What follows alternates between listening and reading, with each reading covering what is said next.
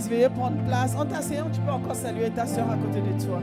Tu dis bienvenue, majesté. Ça fait longtemps que je peux dire à quelqu'un majesté. C'est comme ça qu'on s'est salué avant. Mais en se saluant comme ça, on a eu quelques problèmes.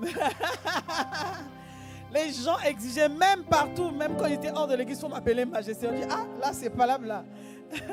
Merci beaucoup les chants, que Dieu vous bénisse. Amen. Quelle grâce. Oh, merci d'avoir ramené là. Ok. Merci Seigneur, quelle grâce. On a besoin de son règne. Parce que lorsqu'il est là, les choses ne se passent pas de la même manière. Alléluia. Il prend le règne, il prend l'autorité et la direction. Amen. Alors ce matin, j'ai vraiment cherché, mais le Seigneur m'a donné ce texte et ce passage que je vais lire avec vous. Parce qu'on a eu vraiment un week-end bien rempli. J'aimerais qu'on puisse encore acclamer le Seigneur pour les camps des femmes. C'était un moment béni. Waouh! Et c'était juste merveilleux. Wonderful, comme disent les Américains, les Anglais. Et c'était des moments bénis. Et donc, on a quand même crié. Ma voix était un peu entamée. On a crié là-bas. Pas juste de joie, on a crié pour chasser les démons aussi. C'était pas évident, mais gloire à Dieu. Amen. Alors, j'aimerais vous lire un passage que vous connaissez tous, mais le Seigneur m'a demandé de le lire, avec vous, de parcourir ce passage. Il est un peu long, mais vous inquiétez pas, tout va bien. Ok? Donc, je vais le lire. Il se trouve dans le livre de Luc, chapitre 15, versets 11 à 32. Mais je crois que je vais sauter certains versets. Et c'est sur ça qu'on partira pour la suite. Donc je vais lire Luc chapitre 15, versets 11 à 32. Je commence à partir du verset 11. Il dit encore. Donc ça, c'est le Seigneur Jésus qui raconte une parabole à ses disciples. Il raconte une parabole aux hommes de cette saison. J'espère que vous m'entendez bien, ça va? Ok. Les hommes qui l'écoutaient à cette époque. Et comme vous savez, Jésus parlait beaucoup en parabole. Je vais donner un peu ce que c'est qu'une parabole en même temps comme définition. Il dit encore, un homme avait 2 fils. C'est la parabole du fils prodigue. Vous l'avez déjà écouté. Mais le Seigneur veut que nous puissions le lire ce matin. Un homme avait 2 fils, verset 12. Le plus jeune dit à son père, « Mon père, donne-moi la part de bien qui doit me revenir. » Et le père leur partagea son bien. Peu de jours après, le plus jeune fils ayant tout ramassé, parti pour un pays éloigné où il dissipa son bien en vivant dans la débauche. Verset 14. Lorsqu'il eut tout dépensé, une grande famine survint dans ce pays et il commença à se retrouver dans le besoin. Alors je crois que je vais tout lire. Et il alla, mais c'est pas grave parce que la semaine peut-être que tu avais eu le temps de lire la Bible, n'est-ce pas? On va lire ensemble. Ok.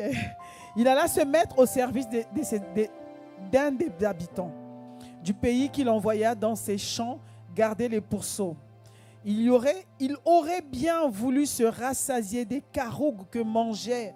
Le français, des fois, est difficile. C'est quoi les carougues? C'est la nourriture des pourceaux, apparemment. Les agriculteurs doivent savoir ce que c'est. Mais personne ne lui en donnait. Étant rentré en lui-même, il dit, « Combien de mercenaires chez mon père ont du pain en abondance, et moi ici, je meurs de faim. Je me lèverai, j'irai vers mon père et je lui dirai, mon père, j'ai péché contre toi, contre le ciel. Je ne suis plus digne d'être appelé ton fils. Traite-moi comme l'un de tes mercenaires. » Et il se leva. Il ne s'est pas juste limité à penser. Il se leva véritablement au verset 20 et alla vers son père. Comme il était encore loin, son père le vit et fut ému de compassion. Il courut se jeter à son cou et le baisa. Verset 21, le fils lui dit, « Mon père, j'ai péché contre le ciel et contre toi, je ne suis plus digne d'être appelé ton fils. » Mais le père dit à ses serviteurs, « Apportez vite la plus belle robe et l'en revêtez. Mettez-lui un anneau au doigt et des souliers aux pieds. » Verset 23, « Emmenez le veau gras et tuez-le. Mangeons et réjouissons-nous. » Verset 24, « Car mon fils que voici était mort, il est revenu à la vie. Il était perdu et il est retrouvé. » Et ils commencèrent à se réjouir. Or, le fils aîné était dans les champs lorsqu'il revint et approcha de la maison. Il entendit la musique et les danses. Il appela un des serviteurs et lui demanda ce que c'était. Ce serviteur lui dit, « Ton frère est de retour. Et parce qu'il l'a retrouvé en bonne santé, ton père a tué le veau gras. » Il se mit en colère et ne voulut pas entrer. Son père sortit et le pria d'entrer. Mais il répondit à son père, « Voici, il y a tant d'années que je te sers sans jamais avoir transgressé tes ordres. Et jamais tu ne m'as donné un chevreau pour que je me réjouisse avec mes amis. Et quand ton fils est arrivé, celui qui a mangé ton bien avec des prostituées, c'est pour lui que tu as tué le veau gras. » Le père répondit au verset 31, « Mon enfant, lui dit le père, tu es toujours avec moi et tout ce que j'ai est à toi. Mais il fallait bien s'égayer et se réjouir parce que ton frère que voici était mort et qu'il est revenu à la vie, parce qu'il était perdu et qu'il est retrouvé. » Amen. Est-ce qu'on peut acclamer le Seigneur pour sa parole?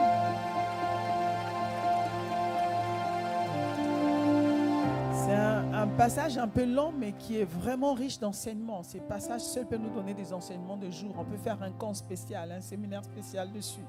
Mais là, on est en culte. Je vais juste cibler les parties. Certaines parties qui vont nous parler ce matin, si le Seigneur nous accorde la grâce de respecter le temps.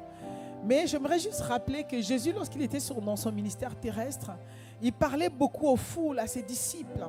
Et Jésus avait un style particulier, c'est qu'il parlait à ses disciples, pas simplement aux gens qui l'écoutaient, mais en même temps, il parlait à toi et moi. Parce que la parole de Dieu est vivante, Jésus est Seigneur. Et lorsqu'il parlait, il savait que cette parole a été compilée dans un livre qu'on appelle la Bible. Donc, ne vous imaginez pas juste que Jésus parlait aux hommes de son temps. Jésus nous parle aujourd'hui. Mais la forme que Jésus utilisait à cette époque pour se faire comprendre par des personnes qui l'écoutaient, Jésus parlait en parabole. La parabole, en fait, c'est une manière illustrée, c'est en fait une manière de parler des choses de la vie quotidienne, de la vie courante pour expliquer certaines vérités. Il va parler de l'histoire d'un père, d'une famille. Parce que tout le monde savait ce qu'est une famille, tout le monde savait ce qu'est un héritage. À cette époque, même jusqu'à aujourd'hui, on sait ce que c'est qu'un héritage. Mais ce qui est particulier dans ce texte, c'est que Jésus parle d'un père qui est obligé de donner un héritage à un enfant de son vivant. Ce qui est un scandale. Imaginez-vous comme chef de famille, comme père, et votre enfant, il sait que vous êtes propriétaire, vous avez 4 appartements, 5 appartements, ou même un champ, vous avez des biens matériels, vous avez de l'or, de l'argent, vous avez un compte en banque. De votre vivant, le fils sait que c'est à vous. Et dans la tradition, dans la famille, même aujourd'hui, dans notre temps, ce qui est aux parents revient aux enfants lorsque les enfants décèdent. Il y a des parents qui prennent des précautions aujourd'hui pour éviter des scandales. De leur propre gré, de leur vivant, ils vont voir un notaire et ils vont partager les biens. Dit le premier fils aura ci, le deuxième aura ça, de manière à ce que si un jour il arrivait à disparaître, que sa volonté soit respectée. Ça, c'est ce que nous savons aujourd'hui. Et à cette époque, ce père aussi savait ce qu'il allait donner au fils aîné, il savait ce qu'il allait donner au cadet. C'est qu'à sa grande surprise, un beau jour, le cadet vient le voir et dit « Père, donne-moi ma part d'héritage ». Alors, j'ose même pas imaginer comment ce père a dû accueillir cette nouvelle. Il était certainement triste. Il dit, mais fils, pourquoi tu me demandes ton héritage? Il dit, ah, moi j'ai décidé de quitter la maison. Ça fait longtemps que je suis avec toi, là, moi je dois partir. Je dois aller m'essayer dans le monde. Je dois sortir de ta maison parce que je suis devenu un homme. Mais comme j'ai mon héritage, donne-moi mon héritage. Le papa était certainement choqué. Mais comme le fils insistait, il a obéi, il a donné sa part d'héritage. Il a donné la part du fils cadet. Et ce fils cadet est parti de la maison. Alors il part de la maison. Le papa est triste. Il dit, attends, je suis encore vivant, tu pars. Ça veut dire que tu n'étais pas bien dans ma maison. Mais voici, les textes nous disent que ce fils part. Et quand il part, il se met donc à faire la fête avec ses amis. Il dilapide tout. Il va dans le monde, dans la débauche. Il a gaspillé tout ce qu'il avait. Et il y a une crise qui frappe le pays où il est allé, ou la région, ou la zone où il était allé se réfugier. Voici ce fils qui se retrouve sans rien. Il n'a plus rien. Il n'a même plus de quoi manger. Ça, c'est déjà arrivé à certaines personnes qui, des fois, ont une forte somme entre les mains. Et les statistiques donnent que des gens qui, souvent, en tout cas plus de la moitié, pour ne pas dire 70% des gens qui gagnent le loto, quelque temps après, ils deviennent pauvres. Parce qu'ils n'ont pas su gérer. Donc, ce fils n'est pas dans ce même cas. Lorsqu'on n'a pas été préparé à toucher une grosse somme, on peut devenir pauvre du jour au lendemain. Et c'est ce qui est arrivé à cet enfant. Parce qu'il avait un père aimant, mais il n'avait jamais capté le cœur de ce père. Ce qui l'intéressait, c'était l'argent, la vie, les copines, les boîtes de nuit et compagnie. Donc, il perd tout. Et donc, il est accueilli par un habitant de cette ville. Et même étant travailleur de cet habitant, il avait même du mal à manger. Cet habitant, en fait, l'a pris comme un esclave. C'était un agriculteur qui avait des porcs, un pourceau, et qui nourrissait des pourceaux. Et ce fils disait même, donne-moi moi ce que les pourceaux mangent, ce qu'on appelle les garouks. Le gars lui donnait pas, il a dit, ah non, je ne vais pas mourir ici quand même. Un bon jour, il dit, non, non, non. Et il a commencé à penser au moment quand il était dans la maison de son père. Amen. Il a commencé à penser quand il était dans la maison de son père. Et alors, et le fils, pendant qu'il est en train de penser, il y a un autre drame qui se fait, c'est que le père, là où il est aussi, il pense à son fils. Le fils pense, non pas parce qu'il aime son père, il pense parce qu'il a faim. Il dit le père, lui, même mon père, ses esclaves, il les nourrissait au moins. Moi, je suis esclave ici, on ne me nourrit pas. Mais en fait, et pendant qu'il pense, le père aussi, là où il est triste. Tous les jours, le père se lève, il va s'asseoir au salon, près de la fenêtre, il regarde si son fils reviendra un jour. Et il est dans la maison avec le fils aîné. Et le fils aîné lui, il était au moins obéissant. Il travaillait. Il venait donc, papa, on va voir un peu un vieux papa, je ne sais pas comment était ses pères. Jésus avec ses proverbes, je ne sais pas comment il décrivait, mais en tout cas, j'essaie d'imiter un peu. On peut voir un père qui va à chaque fois, il va s'asseoir dans la véranda, sur son rocking chair, en train de penser à son fils. La Bible dit qu'il allait tout le temps, il pensait à son fils. Il sortait de la maison, il regardait si ce fils pouvait venir un jour. C'est pour ça qu'un jour, il a aperçu justement venir, parce qu'il avait l'habitude d'aller, et il pensait à ce fils-là. Et pendant ce temps, l'aîné qui était dans la maison, lui, il était dans la maison, il travaillait. Comment l'aîné travaillait? L'aîné ne posait pas la question, ça va, papa, tu es triste? Papa, est-ce que mon frère cadet te manque? Il ne se souciait pas de ce que le papa désirait. Il ne se souciait pas de comment son père se comportait, mais il faisait que travailler. En aucun moment, il est venu voir le père pour dire, papa, de quoi as-tu besoin? Papa, qu'est-ce qui te toucherait? Qu'est-ce qui te ferait plaisir? Il n'a jamais fait ça. Il allait juste, papa, j'ai préparé aujourd'hui. Je sors un peu, papa, j'ai fait telle chose. Il venait informer le père de ce qu'il faisait comme tâche dans la maison. Mais jamais il s'est rapproché de son père pour demander, papa, qu'est-ce qui te ferait plaisir? Papa, comment tu te sens ce matin?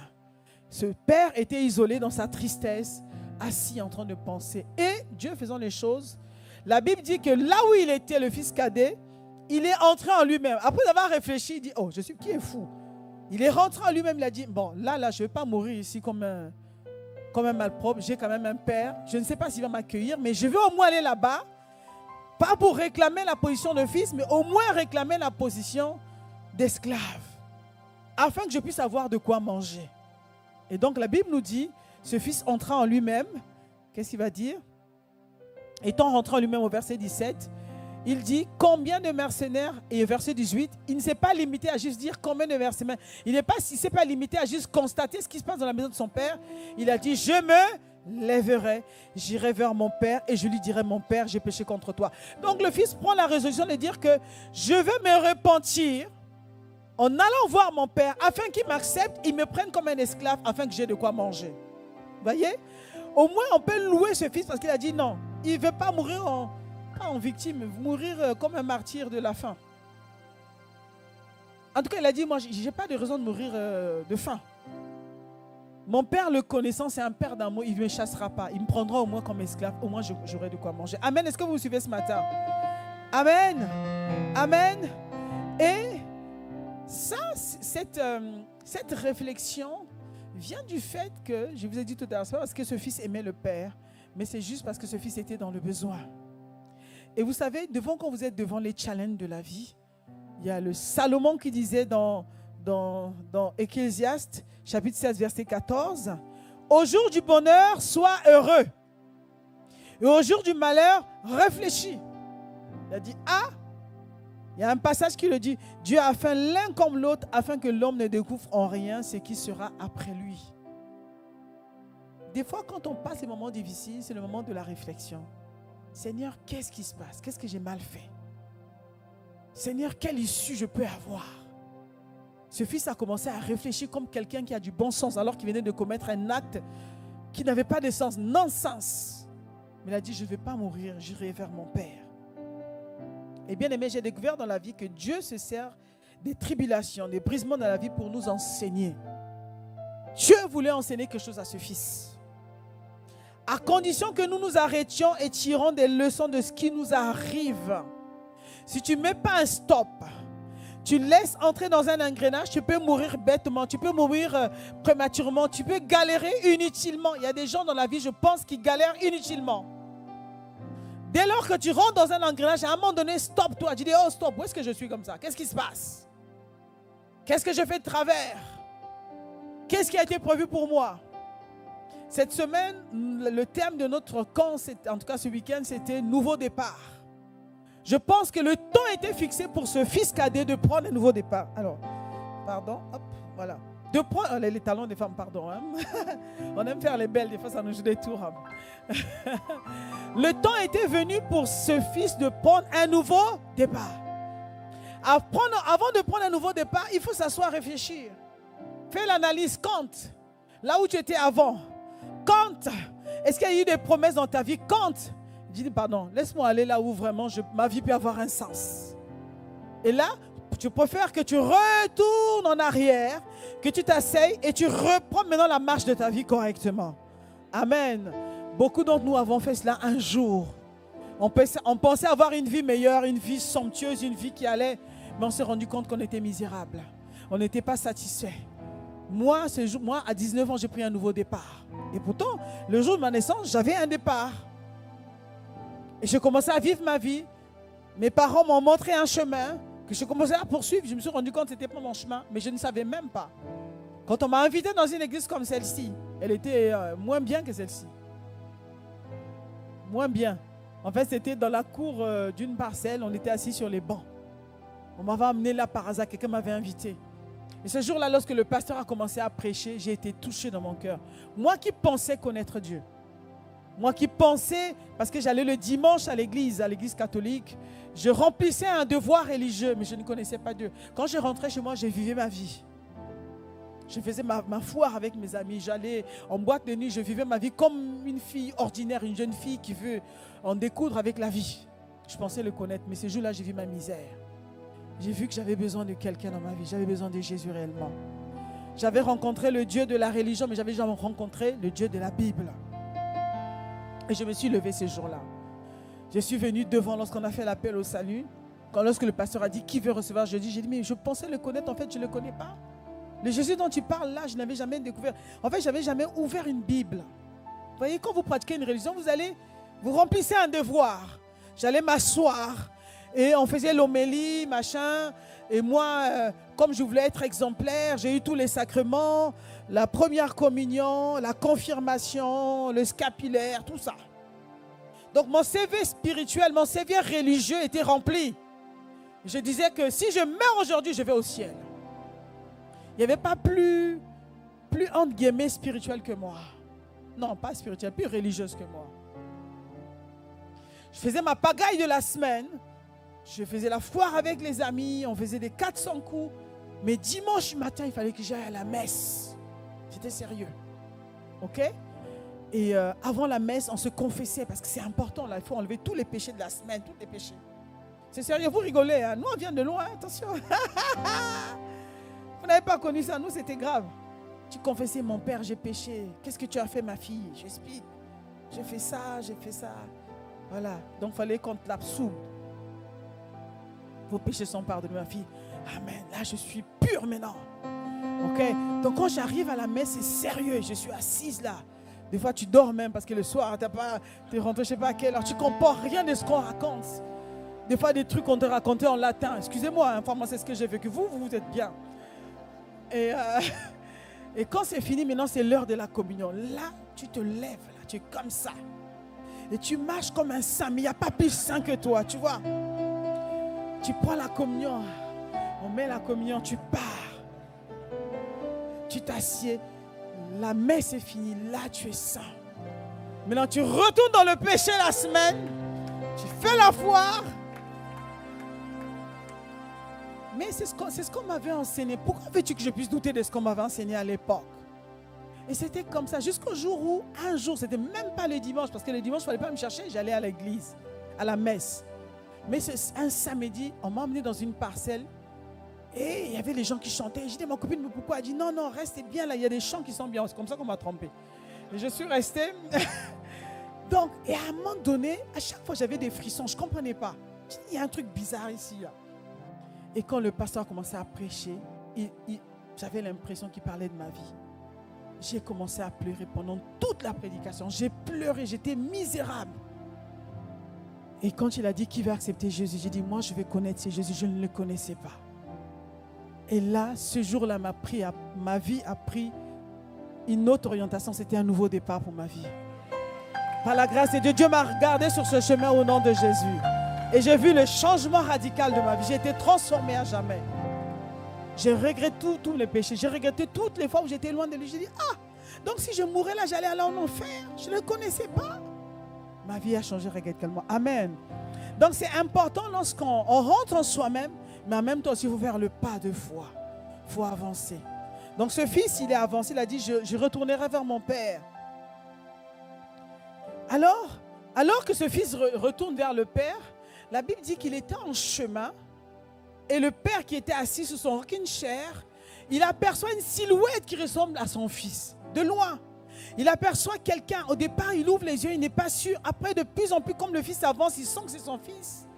Et la Bible dit que Jésus dit en fait qu'il ne laisse pas ce fils arriver jusqu'à lui. Ce père se lève et il court vers le fils. Il va embrasser son fils. Amen. Est-ce qu'on peut acclamer le Seigneur? Ça, c'est impressionnant. Lorsque j'avais lu ce passage, j'ai compris ce qui était arrivé le jour où j'ai accepté Jésus pour de vrai. Pendant longtemps, Dieu le Père m'attendait. Il m'avait créé à son image, selon sa ressemblance. Il voulait que je sois dans sa maison, dans sa présence.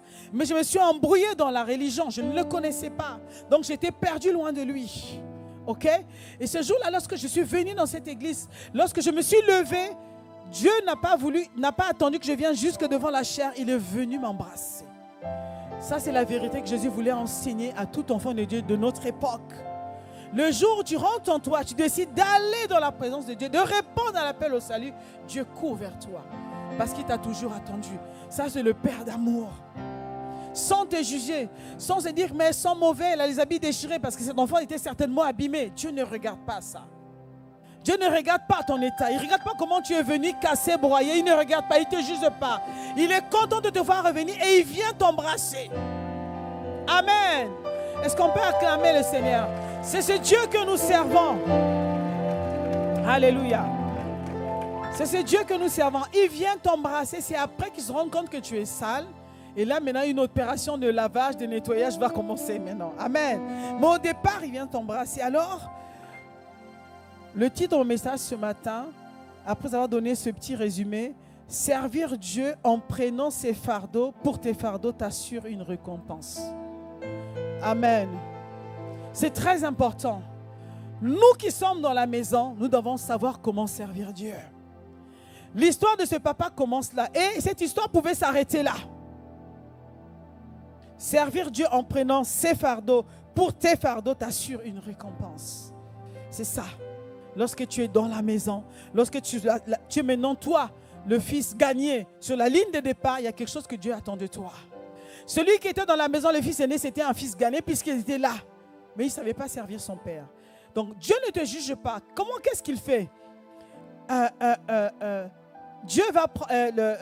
qu'est-ce que cette personne, qu'est-ce que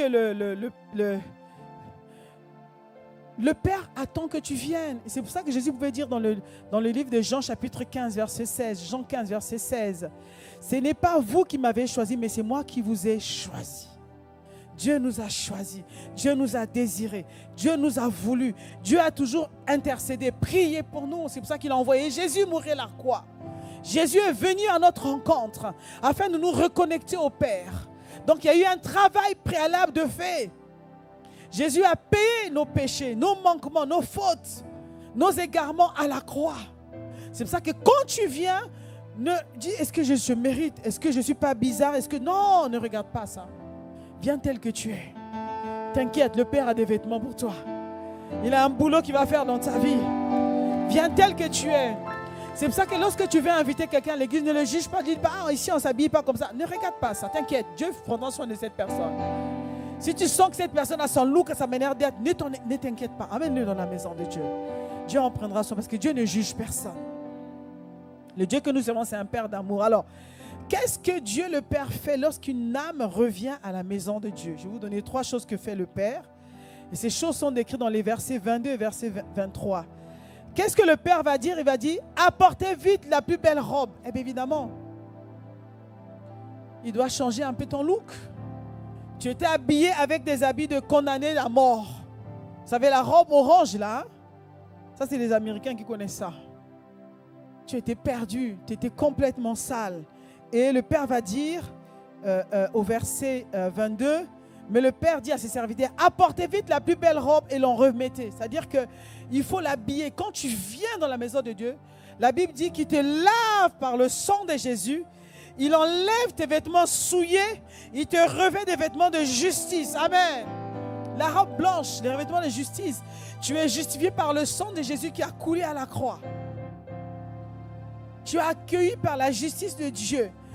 Tu n'es plus coupable. Tu es maintenant innocent. Tu es appelé non coupable quand ton iniquité a été enlevée. Amen. Et Zacharie chapitre 3 nous dit au verset 4 et 5, Zacharie 3 verset 4 et 5, l'ange prenant la parole dit à ceux qui étaient devant lui, ôtez-lui les vêtements sales. Puis il dit à Josué, vois, je t'enlève ton iniquité. Quand Dieu enlève les vêtements, il enlève le péché. Quand on a traîné dans la rue, on est revêtu de péché. Voilà. Quiconque n'a pas Christ en lui, il a la nature pécheresse en lui. Dieu ne dit pas, enlève d'abord tes péchés avant de venir. Il dit, viens, moi j'ai le pouvoir d'ôter le péché de ta vie. J'ai le pouvoir de changer ta vie. Donc il dit, vois, je t'enlève ton iniquité et je te revêt d'habits de fête. Véritablement, ce n'est pas une robe quelconque que ce père a revêtu son fils qui est revenu. Il était dans la joie. On l'a lavé, on lui a mis un habit de fête. Ok? Et dans Zacharie, toujours, qu'on mette sur sa tête un turban pur et il mire sur... Voilà, ça c'est Zacharie qui dit, ça c'est un peu l'image de ce qui t'arrive lorsque tu viens au Seigneur. Parce que moi, le jour où j'ai accepté le Seigneur, je m'en souviendrai toujours. C'était un jour mémorable. Ce jour-là, ma vie n'a plus jamais été la même. J'ai senti l'amour de Dieu. J'ai senti la compassion du Seigneur. J'ai senti que là, pour de vrai, j'étais vraiment purifié. Parce que je vivais dans la culpabilité. À chaque fois que je faisais mes va-et-vient aller à la messe, là, je revenais, j'étais tout le temps coupable. Tous les jours. Tous les jours, je venais confesser mes péchés. Mais quand tu viens au Seigneur, il te pardonne une bonne fois pour toutes. Tu es justifié. C'est pour ça que quand on fait l'appel au salut, il ne peut pas venir 10 fois ici, là. Une fois pour toutes. C'est quand tu l'as accepté, tu l'as accepté. Il t'a purifié. Maintenant, quand tu tombes, c'est différent. Tu as déjà été justifié. Quand tu commets un péché, tu dois confesser devant le Père, Seigneur, pardonne-moi. Et la Bible dit que si nous confessons nos péchés, il est juste et bon pour nous les pardonner. Mais ce n'est pas que quand tu as péché, ça veut dire que Dieu t'a abandonné. Jamais de la vie, tu es enfant de Dieu. Enfant de Dieu, c'est une identité. Amen. Est-ce que ton enfant, quand il fait les bêtises à la maison, il arrête d'être ton enfant? Non. Nos enfants, ils font des bêtises. Notamment quand ils sont petits, ils font beaucoup de bêtises. Hein? Ils cassent les verres, ils renversent des choses, ils mettent le bazar. On les corrige un peu, ensuite on nettoie. Il reste notre enfant. C'est comme ça avec le Seigneur. Amen. Donc, ton statut change quand tu viens à Dieu. Et ce statut est humiliant. Aussi longtemps que tu restes dans ta maison. Aussi longtemps que tu restes dans sa maison. Aussi longtemps que je reste dans sa présence. Quand tu fais les bêtises, il te corrige, il te brise. Amen. La deuxième chose qu'il va faire, il va dire, mettez-lui un anneau au doigt. Amen. Dis à ton frère ou à ta soeur, un anneau au doigt. Ça, c'est fort, ça. Ça, c'est qui la première partie de mon message? Et Seigneur Jésus, je vais faire vite. Hein. Je vais juste expliquer parce que des fois, on oublie. On oublie le jour où...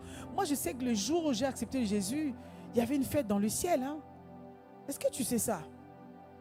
Dieu t'a habillé, tu étais magnifique, tu étais intéressant, tu étais brillant. Amen. On a mis un anneau. L'anneau est un signe d'alliance. Pour nous qui avons accepté le Seigneur. Une nouvelle alliance scellée par le sang de Jésus. Une alliance qu'aucun homme ni aucune puissance ne pourra défaire, sauf l'homme lui-même. Quand Dieu te prend, tu viens au Seigneur, il te met une alliance. C'est jusqu'à la fin cette alliance. Dieu n'a jamais enlevé l'alliance sur le doigt de quelqu'un avec qui est venu à lui. C'est l'homme lui-même, à un moment donné, enlève l'alliance. Dieu n'a jamais divorcé d'un homme. Je n'ai vu ça nulle part. Même Judas, qui était le traître qui a trahi Jésus, c'est lui-même, en allant se pendre, qui a casser l'alliance. Or, Dieu le Père le regardait du ciel. Et Dieu le Père attendait Judas. On a beaucoup parlé de Judas ce week-end. C'était un type d'homme qui nous intrigue. Parce que Judas n'était pas le seul à être dans la situation. Pierre aussi, Simon avait trahi Jésus. Simon même, comme nous avait dit, nous a rappelé Bénidag, Simon a trahi Jésus 3 fois. Judas une seule fois. Mais ce qui a sauvé Simon, c'est qu'il s'est répandu. Il s'est répandu, il a demandé pardon, comme ce fils prodigue. Et Dieu l'a accueilli. Ça veut dire que Simon, en trahissant Jésus, la bague de l'alliance était toujours là. Quand il a demandé pardon, Dieu l'a purifié. Mais Judas n'a jamais repenti, jamais de la vie. Il a enlevé l'alliance, il allait se pendre. Il allait commettre un autre péché, parce que le suicide, c'est un péché devant Dieu. La Bible dit que ton corps est le temple du Saint-Esprit. Tu n'as pas le temps de détruire ce corps, ce temple, il ne t'appartient pas. C'est une enveloppe que Dieu te prête pendant ta marche sur la terre et tu dois en prendre soin. Nous devons prendre soin de notre corps. Un homme qui va se suicider, un homme qui va se pendre, c'est un homme qui décide de désobéir à Dieu en tuant le corps qui ne lui appartient pas. Donc double peine. Il aurait pu se traîner par terre. En plus, il n'a même pas utilisé cet argent. On dit vraiment les disciples, voilà, c'est moi qui ai trahi. Prenez l'argent. Je dis, oh pardon, machin. Ça, les disciples allaient. Dieu allait toucher le cœur des disciples, ils allaient l'accepter. Même s'il n'acceptait pas, Dieu allait l'accepter. Judas était digne d'être pardonné par Dieu. Vous vous rendez compte? C'est le Dieu que nous servons. Il pardonne toute iniquité, tout péché, quelle que soit la gravité de péché. Amen. Il a pardonné le meurtrier qui était à la croix, à côté de Jésus. Il a juste dit à Jésus, ah tu sais, moi là, je suis un vrai meurtrier. Là, tu vois, là on m'a crucifié, là, les gens qui me mettent ici ont raison. J'ai tellement fait du mal aux gens. Je mérite ma peine. L'autre commençait à charrier Jésus, commençait à le blaguer. Toi, si tu es fils de Dieu, descends de là, sauve-nous si tu veux, machin. Un autre a dit, toi, tais-toi. Toi et moi, on se connaît. On se connaît. On a fait du mal, on a volé, on a tué. Nous, notre condamnation est justifiée. Mais cet homme, il n'a rien fait. Tu vois, il a commencé à défendre Jésus alors qu'il est en train de partir. Hein. C'est pas qu'il croit, il dit, bon, et puis il dit, bon, Jésus, si tu, bon, comme tu es fils de Dieu, là, il faut faire quelque chose. Moi, je vais mourir aujourd'hui. Au moins, prends-moi au paradis. Ça veut dire qu'à la dernière seconde de sa vie, il a cru en Jésus. Et Jésus a tout fait comme il a effacé tout le temps que le gars, il a fait du mal ici. Jésus a dit, comme tu as cru en moi, aujourd'hui même tu seras avec moi dans le royaume de mon Père. Est-ce que quel amour ça? Est-ce qu'on peut acclamer le Seigneur? Ça, c'est un véritable amour. C'est un véritable, ça c'est le Dieu que nous servons. Un Père rempli d'amour. Amen. Donc l'anneau, c'est vraiment l'alliance. Que je te prends, tu m'appartiens pour l'éternité. Jusqu'à ce que tu quittes cette terre. Mais même quand tu quitteras cette terre, tu reviendras dans ma présence. Ça, c'est l'agneau. L'anneau. Vous vous rendez compte de ce que Dieu le Père fait? Il me dit que tu m'avais échappé une fois, cette fois-ci, tu ne m'échapperas plus. Tu rentres en alliance avec toi. Et la troisième chose qu'il va faire, c'est qu'il va mettre des souliers aux pieds de cet enfant. Il n'avait plus de pieds. Il était pieds nus. Il n'y avait pas de chaussures. Ses pieds étaient sales, abîmés. Et nous savons que les chaussures symbolisent le zèle de l'évangile, le zèle de la maison du Père. Vous savez, hein? David disait que le zèle de ta maison me dévore. Amen. Et donc, en fait, David disait que malgré son jeunesse, qu'est-ce qu'il avait dit? Seigneur, que le zèle de ta maison me dévore. Ça veut dire qu'il a dit, maintenant tu étais parti, tes pieds sont abîmés. Je mets le zèle, c'est-à-dire que l'amour pour ma maison, l'amour pour les choses de Dieu. Je fais en sorte que tu vas devenir stable. Tu ne seras plus un enfant qui est un coup dehors, un coup dedans. Tu vas rester droit dans tes chaussures. Tu pourras tenir ferme dans ma maison. Tu me serviras à jamais. En fait, il change l'histoire de cet enfant. Tout ce que ce père faisait comme habillement, c'était prophétique. Amen. Il habille, il met les chaussures dans les pieds. Voilà. Amen. Et ça, c'est juste formidable. C'est juste formidable. Et en fait, cette histoire pouvait s'arrêter là. Et ce matin, je vais confesser que tes pieds sont protégés des morsures du serpent au nom de Jésus. Parce que Dieu met à tes pieds les ailes de sa maison. Tu n'es pas pieds nus, tu ne seras plus jamais pieds nus. Amen. Tu ne seras plus jamais instable au nom de Jésus. Tu tiendras droit dans tes chaussures. Tu marcheras avec assurance au nom de Jésus. Conscient que c'est le sang de Jésus qui a coulé à la croix qui te donne une ferme tenue. Amen. Et tu posséderas la terre. Amen. Tout lieu où foulera la plante de tes pieds, Dieu te donne un héritage. Dieu nous donne roi en héritage au nom de Jésus. Et tous les alentours au nom de Jésus. Parce que nous avons les chaussures du zèle. Quand je me lève le matin, je ne suis pas pieds nus. Lorsque je me couche, je ne suis pas pieds nus. Dieu a revêtu mes pieds de son zèle. C'est pour ça que j'aime la maison de Dieu. Je suis préoccupé par la maison de Dieu. Je suis habité par la maison de Dieu. Parce que la maison de mon Père, c'est ma maison. Parce qu'il a mis à mes pieds les chaussures du zèle. Les chaussures du zèle te font demeurer à jamais dans la maison. Tu es stable. Tu ne vas pas à gauche, à droite. Il y a un prophète là-bas, tu cours. Non. On sait qui nous sommes. Dieu nous a placés dans une famille. On ne va pas à gauche, à droite. Dieu nous a placés dans une protection. Quand Dieu vous met dans une famille, c'est une protection pour vous. Amen. Que cela soit ainsi au nom de Jésus. Acclame le Seigneur. Amen. Alléluia. Alléluia. Veuillez vous asseoir. Bien-aimés, les temps sont mauvais. Le diable, c'est le singe de Dieu. Je vais vraiment ouvrir une grande parenthèse. Il y a tellement de choses. Aujourd'hui, avec les réseaux sociaux, mais purée, qu'est-ce qu'il y a une foison de choses. Des fausses personnes, des faux prophètes, des gens qu'on ne connaît pas du tout. Mais qui vont vous prêcher un évangile frélaté. Et les gens sont séduits. Mais si tu n'as pas une stabilité, tu n'es pas tenu sur tes deux pieds, tu peux vaciller. Tu vas aller là-bas alors tu ne sais pas où le gars il a mis sa tête. C'est compliqué, je ne veux pas entrer dans ces détails-là. Ça, c'est encore autre chose. C'est un autre message. Passez voir donner un message dessus. Soyons vigilants, bien-aimés. Voilà. Sois fidèle là où Dieu t'a placé. Parce qu'il te donne une stabilité. Et un homme stable, c'est un homme fiable. Amen. Vous connaissez la vie de votre pasteur. Sa vie est transparente. Sa vie est vraiment, il n'y a pas autre chose à voir que ce que vous voyez. Mais les gens que vous voyez sur l'écran, vous ne les connaissez pas. C'est compliqué. Besoin de stabilité. Amen. Alors cette histoire pouvait se terminer là. C'est une belle fin, n'est-ce pas? Voilà l'enfant qui rentre. Il ne rentre pas comme un esclave, il rentre comme un enfant racheté. Justifié. Dieu l'a habillé. Il est devenu comme un prince dans la maison de son père. Amen. Mais sans compter sur l'attitude du fils aîné.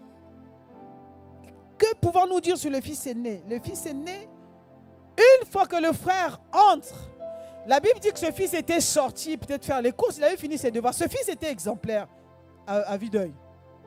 Il faisait sa part de job. On ne sait pas comment il le faisait, mais on va le découvrir. En tout cas, il faisait sa part. Quand il finissait de faire ses tâches, il sortait. Et ce jour-là, il était sorti. En revenant, il entend de loin les bruits de fête. Parce qu'une fois qu'on l'a habillé, après, il y a la fête.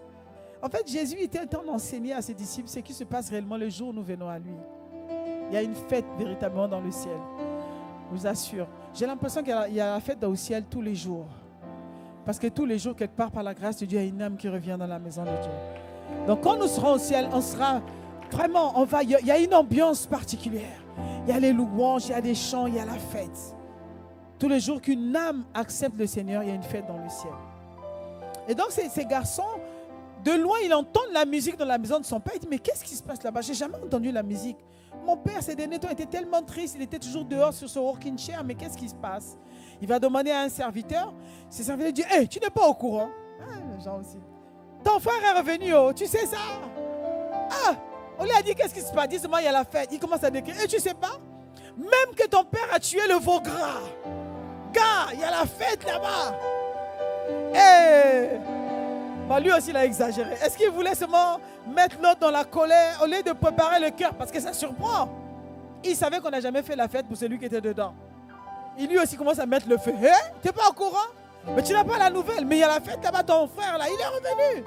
Et ton père a tué le veau gras. Il est habillé. Donc les gars commencent à décrire. Le gars, il n'est pas encore rentré. Donc depuis l'extérieur, il est en colère. Il est fâché. Quoi? Ce vagabond? C'est prostitué, il est revenu, machin. Et donc maintenant, il arrive dans la maison et il commence à parler à son père. Comme pour reprendre son père. Vous voyez, surtout les enfants d'aujourd'hui là, qui reprennent les parents, ils font des reproches aux parents. Moi, là où je suis né, tu sais ça, c'est la chicotte qui va te suivre. Qu'est-ce que tu vas dire à ton père? Tu vas lui dire quoi? Il va dire, mon fils, toi tu es né avant moi. Comme ça les parents ne parlent. Mais il va te fouetter, hein. Les enfants d'aujourd'hui, oui, c'est pas comme ça. Maman, machin, il commence à parler. Il te montre, il veut te faire une leçon de vie. Alors que lui qui est né hier, là, tu as changé ses couches là. Il va t'expliquer la vie. Et là, ce fils, c'est cette attitude qu'il va avoir. Et au verset 29, donc il commence à reprendre son père. Verset 29. Voici, il y a tant d'années que je te sers sans avoir jamais transgressé tes ordres. Ce qu'il dit est vrai. Amen. Il n'a jamais offensé son père. Et il rajoute, et jamais tu ne m'as donné un chevreau pour que je me réjouisse avec mes amis. Jamais tu as tué le foie gras. Jamais tu m'as apporté avec un... Parce qu'il voit son frère, il dit, mais disons, son frère, là, le vagabond qui est revenu là, il est encore même plus beau que lui qui est dans la maison. Et il dit, mais un désordre, il se fâche, commence à corriger le père. Et en fait, cette histoire nous rappelle juste qu'en fait, le frère aîné est à l'image de l'Église aujourd'hui. À l'image de toi et moi. L'image de ceux qui ont été sauvés, qui habitent dans la maison. En fait, des fois, nous sommes dans la maison de Dieu, mais nous ne sommes jamais préoccupés de ce que pense notre Père Dieu. Qu'est-ce qu'il attend de nous? Je vais nous soulever ici 3 choses qui m'ont interpellé. Ce frère aîné resté à la maison, servait son père sans avoir capté ni compris le cœur du père. Il était là, mais il ne connaissait pas le père. Il servait à sa manière, mais il n'a jamais pris le temps de demander à son père comment ce dernier voulait qu'il le serve. Quand quelqu'un prend le temps de faire une fête, quand quelqu'un prend le temps de célébrer quelqu'un, c'est que c'est ça son fardeau, c'est ce qu'il y a dans son cœur.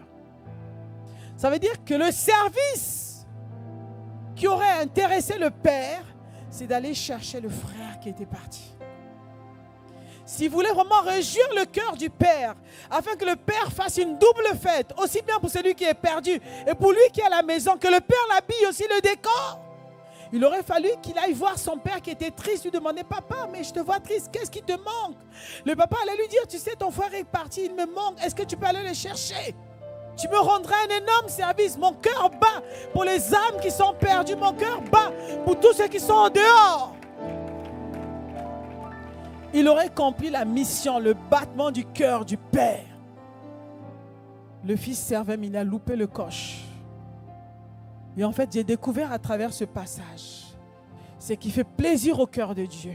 La plus grande mission qu'il nous a donnée, c'est d'aller, de faire de toutes les nations les disciples. Quelqu'un qui sert dans l'église, c'est bien. Quelqu'un qui fait le protocole, c'est bien. Quelqu'un qui sert à la musique, c'est bien. À la sono, c'est super. À l'accueil, c'est super. Celui qui balaye l'église, c'est louable. Mais celui qui, en plus de faire ça, va dans les rues, cherche les âmes perdues. Va dans les rues comme Jésus qui parlait de la parabole du grand souper. Il va chercher les gens. Sachez que le Seigneur avait prévu dans ce parabole. Jésus parlait beaucoup en parabole. Il parlait des mystères. Il nous distillait comme ça des vérités spirituelles. Si ce garçon allait dans les rues, si nous, l'église, alors que nous le servons, même moi, pasteur, qui a le micro entre mes mains qui vous parle, si je me limite à ça, j'ai loupé le coche. Le cœur de père se réjouit. Il dit, oh, que tu es dans la maison, c'est bien, mais tu n'as pas touché mon cœur. Ce qui me fait vibrer, c'est que j'ai fait un souper. Ma maison est immense pour accueillir tous les perdus qui sont sur la terre. J'ai fait une invitation à certaines personnes. La première catégorie de personnes que Dieu avait invitées, c'était les brebis égarées d'Israël. C'est eux qui étaient invités. C'est pour ça que Jésus, lorsqu'il vient sur la terre, lorsque la femme cananéenne vient la voir, il dit que moi, je ne peux pas te donner un miracle. Je suis venu pour les brebis égarées d'Israël. Je suis d'abord venu pour ceux du Dédan. Ceux du Dédan, c'était le peuple que Dieu s'était choisi d'avance, le peuple d'Israël, le peuple juif. Jésus était venu d'abord pour eux. Et ça veut dire que la maison de Dieu était grandement ouverte pour eux. Jésus, en donnant la parabole du souper, donc il dit qu'un monsieur, un chef fait une fois une fête et il envoie ses servants et il attend ses invités. Les brebis égarées d'Israël, c'était les premiers invités que Dieu le Père attendait. Sauf qu'il a attendu en vain. Lorsqu'on vient les chercher, ils ont dit, oh ben moi je ne peux pas venir, j'ai mon père à enterrer, j'ai ma brebis à machin truc. Donc chacun avait une occupation. Et qu'est-ce que dans cette parabole nous dit? Le maître va dire à ses serviteurs, allez dans les rues. Allez prendre tous les gens que le monde entier a rejetés. Tous ceux qui ne sont pas juifs, tous ceux qui n'ont pas été qualifiés. Allez les prendre, ramenez-les dans la maison. Alors ils sont allés, ils ont commencé à prendre les gens qui n'avaient pas à manger, les gens comme toi et moi, qui ne connaissons pas, qui étaient dans la religion, qui n'en connaissaient rien. Paf, paf, paf. Comme moi, ce jour-là, j'ai suivi la personne qui m'a emmené. Paf, je suis arrivé dans la maison de Dieu. Malgré le fait que les serviteurs ont ramené plein de monde, il y avait encore beaucoup de place. Le maître dit, mais c'est tout ce que vous avez ramené, mais ce n'est pas suffisant. Allez, prendre des estropiés, contraignez-les de venir, ça veut dire ramasser tout ce que vous trouverez dehors. Ça veut dire que dans la maison de Dieu, il y a grandement de la place. Le maître, le Père, notre Dieu, bat son cœur, saigne pour les âmes qui sont perdues. Donc à chaque fois que tu sors pour aller chercher ceux qui sont dans les rues, que tu vas chercher ceux qui sont perdus, le Père fait une grande fête. Si c'est le fils aîné qui est allé les chercher, les ramener dans la maison, alors Dieu allait faire une double fête. Il allait faire une fête pour celui qui est rentré, il allait décorer le fils qui allait chercher. Alors, j'ai dit, Seigneur, ton cœur bat pourquoi? Et en fait, j'ai vu qu'il y a des récompenses, il y a des grâces que Dieu accorde à ses fils, à ses serviteurs, qui prennent ses fardeaux. Dieu, le Père, a un fardeau que nous ne connaissons pas. Facilement dans l'église, nous rentrons dans l'activisme, dans le service, on court à gauche, à droite, on fait les choses, on fait des répétitions. Dieu nous voit nous agiter. Les chants viennent le samedi, ils répètent, après chacun rentre chez lui. Dis, c'est tout. Mais je ne t'ai pas appelé que pour ça. Et l'âme, et la personne, et ta voisine du palier, et telle personne que tu as rencontrée, est-ce que tu lui as parlé de mon amour? Ce week-end, on était en train de parler entre nous, on soupirait juste, mon cœur était brisé parce que, je vais encore le redire ici, j'ai dit ça aux femmes. Je connais une personne assez proche, pas proche, enfin c'est quelqu'un que je connais depuis des années, hein, mais une personne avec qui on avait une relation. Pasteur, si elle la connaît aussi, je l'ai vue en plus jeudi, et jeudi soir elle a perdu son mari. C'est un couple que je connaissais, et ils ne sont pas sauvés. Mon cœur était brisé. Son mari est venu la déposer au travail. C'est au travail que je l'ai vue. Ensuite, son mari est venu la chercher. Elle est rentrée à la maison. Son mari dit, écoute, attends-moi, je vais rapidement. J'ai un rendez-vous chez le médecin. J'allais oublier. Je pars et je reviens. Donc, la femme qui commence à préparer la nourriture et tout. Et après, on l'appelle, ton mari est mort. Comment ça? Il est parti de lui-même. Il a pris sa voiture. Qu'est-ce qui se passe? Non, il allait chez le médecin. Il a fait un malaise. On l'a amené aux urgences. Il est décédé. Voilà, un jeune. Il est plus jeune que moi. Voilà comment la vie peut... La mort peut faucher quelqu'un. Et pasteur Célé et moi, on a dit, mais c'est un couple qu'on connaît moi depuis 15 ans. Mais je n'ai jamais réussi à leur parler du Seigneur parce qu'ils sont dans la religion. C'est compliqué, des fois on trouve les raisons, on dit, mais moi personnellement, je n'ai jamais pris du temps pour prier, pour que le cœur soit prêt au moins un jour. C'était triste, tu vois. Il y a des occasions comme ça, loupées, qu'on rate, et les gens, la vie est rapide, les gens partent, ils vont où? Est-ce que tu te posais la question, ça va, mon voisin qui est à côté là, il va où? Si aujourd'hui il ferme les yeux, il va où? Et le cœur du Père te regarde. Est-ce que tu peux le ramener dans la maison? Et des fois, on a des, comment on appelle? On a des raisons, on va raisonner parce qu'il y a la honte, il y a la peur et le jugement. En plus, on est dans une société où il faut respecter les gens, on n'ose pas. Ou bien on va te traiter d'eux et on ne sait pas, on ne te demande pas d'aller contraindre quelqu'un, mais juste parler de l'amour de Dieu. Tu ne sais pas, peut-être que son corps était déjà prêt. Dieu prépare les cœurs. Tu ne lui donnes pas un fardeau, mais ça va plutôt le soulager. Ça lui fera du bien. La joie que toi tu as gagnée en acceptant Jésus, c'est cette joie que cette personne aussi pourrait expérimenter un jour. Amen. Amen. Amen. Voilà. Et il y a une autre vérité dans tout ça. Une autre vérité, c'est que, et là je vais parler de 3 points avant de conclure parce que j'aimerais prier. La Bible dit que Dieu multiplie sa miséricorde dans la vie des serviteurs qui ramènent une seule âme dans la maison. Lorsque tu ramènes une personne à Dieu, lorsque tu prends le temps de t'occuper de quelqu'un qui ne connaît pas le Seigneur, Dieu va t'accorder plus de miséricorde. Amen. Jean chapitre 5 verset 20, je vais expliquer ça. Hein. Jean 5 verset 20, la Bible nous dit, celui qui ramène un pécheur de la voie où il s'était égaré, sauvera une âme de la mort et couvrira une multitude de péchés. Nous pensons que lorsque tu sers Dieu, Dieu va te laisser comme ça. Non, il y a un miracle qui s'opère dans ta vie. D'accord? Il faut savoir que le péché a toujours été le problème de l'homme. C'est le péché qui bloque l'action du Saint-Esprit dans notre vie. Amen. Or, nous savons également qu'il existe plusieurs types de péchés. Il y a les péchés présomptueux, voilà, comme le péché d'orgueil. Il y a des gens qui sont présomptueux, voilà, ils montrent que c'est eux. C'est une forme de péché. L'orgueil, c'est un péché. Hein. La Bible dit que Dieu résiste aux orgueilleux. Il fait grâce aux humbles. Dieu aime les gens qui sont humbles. L'orgueil, ça sent mauvais devant Dieu. Il y a les péchés volontaires, c'est-à-dire, il y a les péchés involontaires, c'est-à-dire que tu ne savais pas que ça c'était un péché. Ça c'est quand tu étais ignorant, tu fais un truc, après tu ne savais pas, voilà. En fait, tous les jours, nous péchons d'une manière ou d'une autre. Il n'y a que la miséricorde de Dieu qui nous garde. Mais il y a une forme de miséricorde qui est censée te toucher lorsque tu es un gagneur d'âme. Ça, c'est une vérité que je te dis, parce qu'avant, nous avons enseigné là-dessus depuis un certain temps. Et il y a les péchés qu'on ne connaît même pas. C'est ceux dont on ignore l'existence. Et dans tout ça, il y a plusieurs catégories de péchés. Les péchés de l'esprit, les péchés de l'âme, les péchés du corps. Tout ce que l'homme connaît souvent, c'est les péchés du corps et un peu les péchés de l'âme. Les péchés de l'esprit, on ne sait pas. Tous les jours, nous péchons. Donc, il y a des péchés que nous ignorons. C'est pour ça que David, qui était un adorateur, il savait ça. David voulait plaire absolument en tout temps le cœur de Dieu. David, c'est l'homme que Dieu disait, voilà, si c'est l'homme en cœur. David était conscient de la relation qu'il avait avec le Seigneur. David aimait Dieu, donc il voulait toujours faire plaisir à Dieu. Et Dieu a vu le cœur de David, il s'est réjoui. Regardez comment David priait dans les psaumes. Je vous ai dit hier que les psaumes, c'était les commotions de David. Il y avait des prières, il y a des chants. C'était un adorateur, un amoureux de Jésus. Psaume 139, verset 23, la Bible dit « Sonde-moi, ô Dieu, et connais mon cœur ». David était conscient qu'il était un homme sur terre, mais qu'il n'était pas, il était pas infaillible. Il dit, Seigneur, sonde-moi et connais mon cœur. Éprouve-moi et connais mes pensées. Il demandait au Seigneur de sonder ses pensées de manière à ce que s'il a péché, que Dieu lui montre afin qu'il puisse rester en paix avec Dieu. David connaissait, David cherchait Dieu. David voulait faire plaisir à Dieu de telle manière que Dieu a agréé le cœur de David. Ça, c'est un côté encore que nous, enfants de Dieu, que nous oublions. Quand nous sommes dans le Seigneur, des fois, nous laissons aller les choses. On ne fait même plus attention. Il y en a qui s'asseyent dans le péché, ils pêchent tous les jours. Et Dieu n'est pas content. La vie est bloquée, on ne se rend même pas compte. David était conscient. Lorsqu'il avait péché, il demandait pardon à Dieu. De telle sorte que cette proximité avec Dieu a fait en sorte que le jour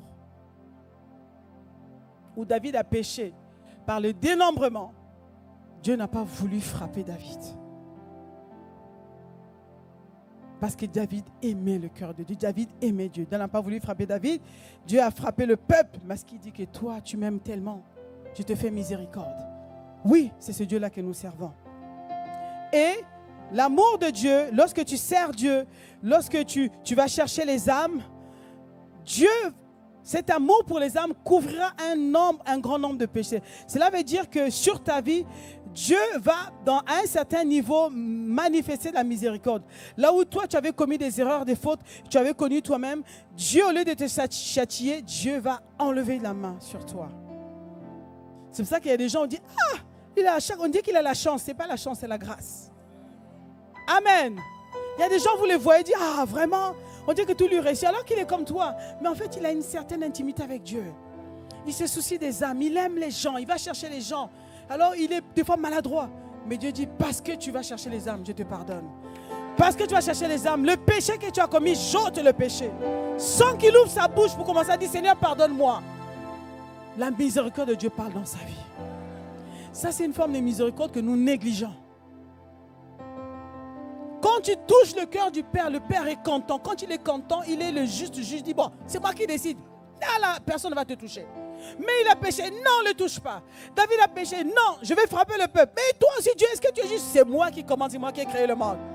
Et voilà, c'est tout. C'est comme ça que Dieu le Père agit. Amen. Donc, aller chercher des âmes, bien-aimés, c'est quelque chose de fort. Jude 1, verset 2 nous dit que la miséricorde, la paix et la charité vous soient multipliées. À chaque fois. Et je prie que la miséricorde, la paix, la joie de Dieu vous soit multipliée au nom de Jésus. Parce que tu vas prendre à cœur le fardeau de Dieu. Que la miséricorde, la grâce de Dieu te soit multipliée au centuple au nom de Jésus. Amen. La deuxième chose que Dieu accorde à la personne qui prends son fardeau, Dieu t'accorde une couronne, une distinction, une médaille à quiconque prend les fardeaux de Dieu. Sache que tout ce que tu fais pour Dieu, la Bible dit que Dieu n'est le débiteur de personne.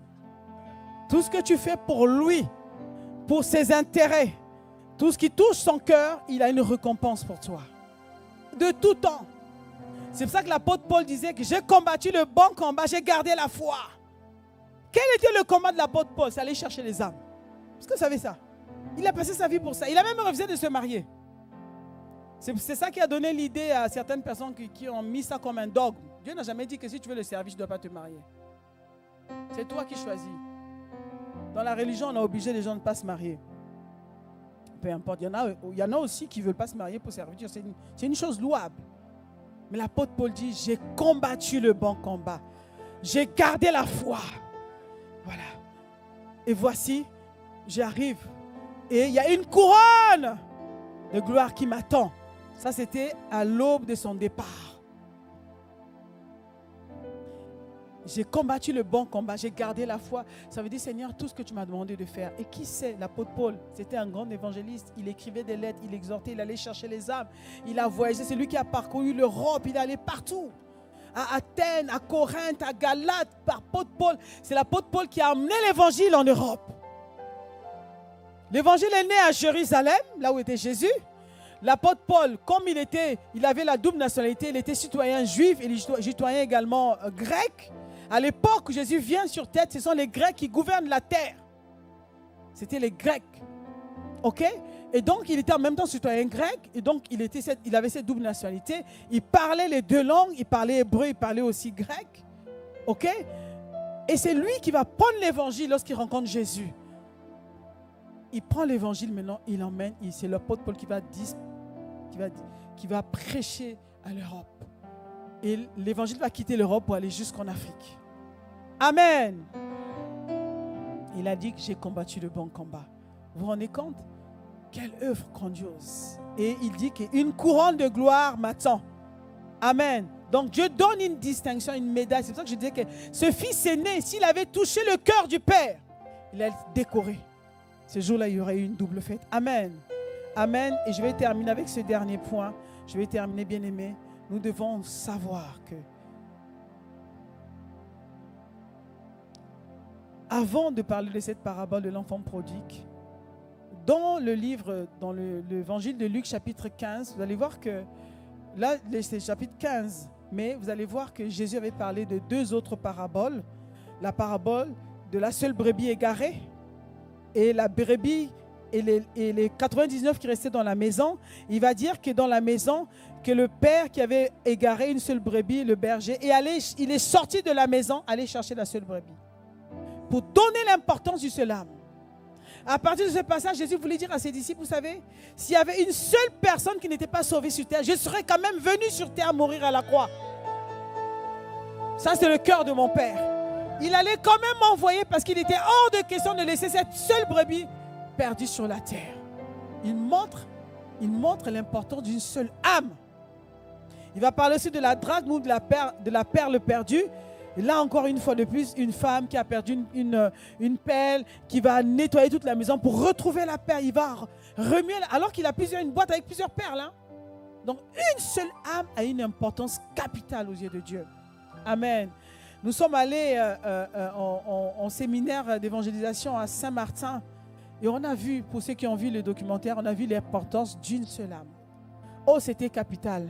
Ce jour-là, les missionnaires qui étaient partis, ils avaient des frissons. Parce qu'on savait que c'est une petite ville, c'est une petite île, c'est une île qui est comme une ville. Hein. Rouen a combien d'habitants à peu près? Ah, 400 000, c'est beaucoup, hein? C'est plus grand que, voilà. Saint-Martin, c'est comme la ville où j'habite, moi. 35 000 habitants, voilà, tout simplement. C'est une petite ville, une île. Mais là-bas, les gens sont affairés. Ça m'a rappelé comme au temps de Jésus. Tu sais, j'ai oublié de te dire, c'est le clin d'œil que j'avais eu quand je boudais. Jésus m'a dit, mais toi, tu veux être comme Jonas. Je dis, quoi, Jonas? Je vous assure que j'ai vraiment supplié le Seigneur pour aller à Saint-Martin. C'est quand je suis allé sur place, le premier jour du programme, que j'ai compris pourquoi Dieu voulait qu'on soit. Mais au départ, j'ai voulu parlementer avec le Seigneur. Cette île avait besoin du Seigneur. L'île avait véritablement besoin de Dieu. les choses qui sont passées là-bas, comment l'ennemi avait pris avantage sur cette île. Il avait besoin que la puissance de Dieu tombe dans cette île. Mais il avait besoin de toi et moi, il avait besoin de nous. J'ai dit, Seigneur, pourquoi nous? Parce que vous, je savais que vous pouvez le faire. Et quand nous sommes arrivés là-bas, il y a des églises là-bas, mais les églises sont fatiguées. Les églises sont assises dans la religion, il n'y a rien qui se passe. Il n'y a pas une activité vraiment spirituelle qui se passe sur place. Et on était à la rencontre des pasteurs de quelques rares églises qui sont là-bas, les églises anciennes, traditionnelles, qui dorment un peu, quoi. Ils ont dit, vous êtes venus nous aider. Pendant des années, on a crié à Dieu, mais pourquoi il n'y a aucun évangéliste qui vient à Saint-Martin? On savait pas que c'était une île qui n'a jamais été visitée par un évangéliste. Il n'y a aucune croisade évangélistique. Il n'y a rien qui se passe là-bas. Je dis, mais c'est Dieu qui vous a envoyé. Vous êtes la réponse à nos prières. On dit, hein? À ce point? Et je disais à pasteur Célia, mais il y a combien de personnes qui habitent là-bas? Tu nous déplaces tout est un peu comme ça. Et le voyage a coûté cher. Oh my God, j'ai jamais vu ça. On a fait des séminaires, des croisades d'évangélisation, mais ce terrain nous a coûté cher, énormément d'argent, sur une petite île à peine 35 000 habitants, dans laquelle, en fait, la plupart du temps, ce sont des touristes. C'est une île un peu bourge, donc il y a des gens, c'est à côté de Saint-Barthélemy, tu vois les gens faire à Saint-Barth. C'est une île où les gens viennent faire la fête. Donc les gens sont là en bikini, machin, ils font la fête, vont à la plage, voilà. C'est un peu la débauche, quoi, voilà, c'est comme ça.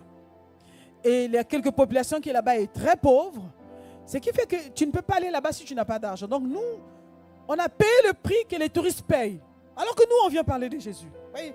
J'ai dit, mais c'est beaucoup d'argent tout ça, c'est quoi ce truc? Et c'est après que j'ai compris, Seigneur, tu savais que nous, on pouvait le faire. Je voulais les hommes et les femmes qui pouvaient payer le prix. On a mis notre argent, notre énergie, gratuitement, pour le Seigneur. On a déposé. Et on arrive. On commence à parler de Jésus, on invite les gens. Les gens ne viennent pas. Jésus ne les intéressait pas. On était choqués, dit, mais attendez, on est là pour vous. Je dis, Seigneur, tu nous as envoyés ici. Il m'a dit, j'ai un peuple là-bas. Et on a compris que Dieu voulait qu'on puisse proclamer les paroles sur l'île.